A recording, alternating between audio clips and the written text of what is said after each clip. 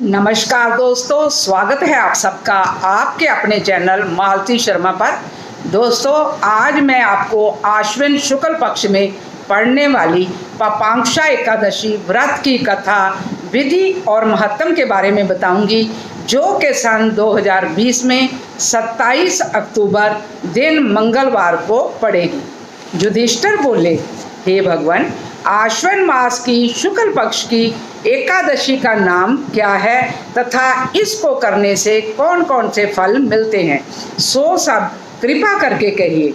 उस पर श्री कृष्ण भगवान बोले, हे राजन, आश्विन मास की शुक्ल पक्ष की एकादशी का नाम पापांक्षा है। इसके व्रत करने से समस्त पाप नष्ट हो जाते हैं और करने वाला अक्षय पुण्य का भागी होता है।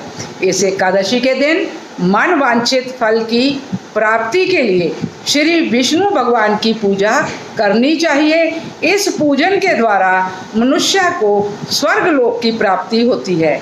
मनुष्य को कठिन तपस्याओं के द्वारा जो फल की प्राप्ति होती है, वह फल इस एकादशी के दिन क्षीर सागर में शेषनाग पर शयन करने वाले विष्णु भगवान को नमस्कार कर देने से ही मिल जाती है।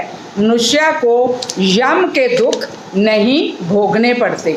जो मनुष्य विष्णु भक्त जो शिव जी की निंदा करते हैं अथवा जो शिव भक्त विष्णु भगवान की निंदा करते हैं, वे नरक को जाते हैं।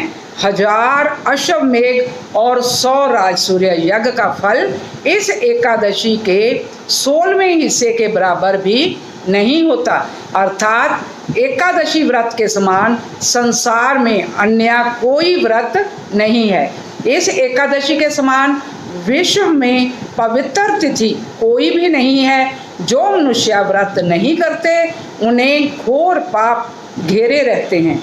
इस एकादशी के व्रत से मनुष्य को स्वस्थ शरीर, सुंदर स्त्री और धन धान्य मिलता है। अंत में स्वर्ग की प्राप्ति होती है।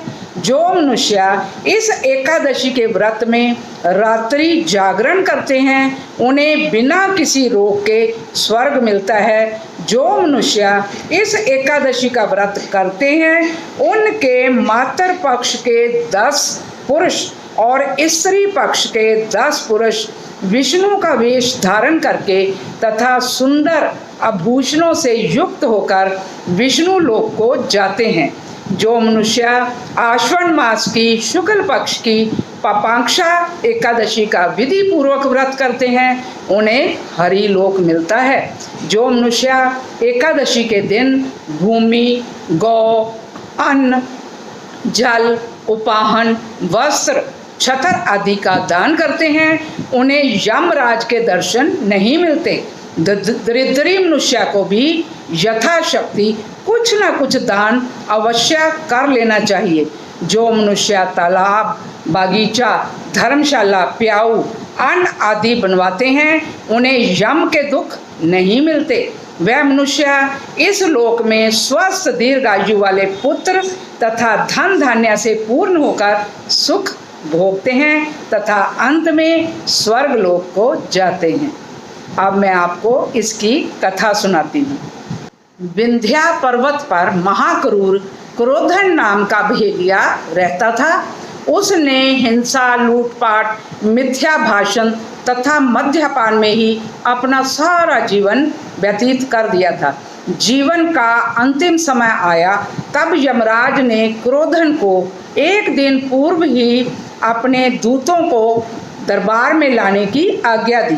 दूतों ने ये बात जाकर क्रोधन को बता दी। मृत्यु के भय से आक्रांत वह अंगरा ऋषि के आश्रम में पहुंचा।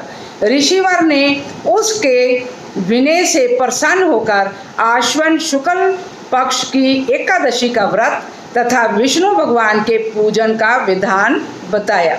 इस प्रकार व्याध ने श्रद्धा भक्ति पूर्वक इस दिन व्रत करा और भगवान विष्णु जी की पूजा की और अंत में भगवत कृपा से विष्णु लोक को पहुंचा।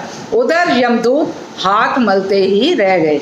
इस प्रकार जो कोई मनुष्य भी इस दिन व्रत करता है उसके सभी पाप नष्ट हो जाते हैं और अंत में विष्णु लोक को जाता है। बोलो विष्णु भगवान की जय।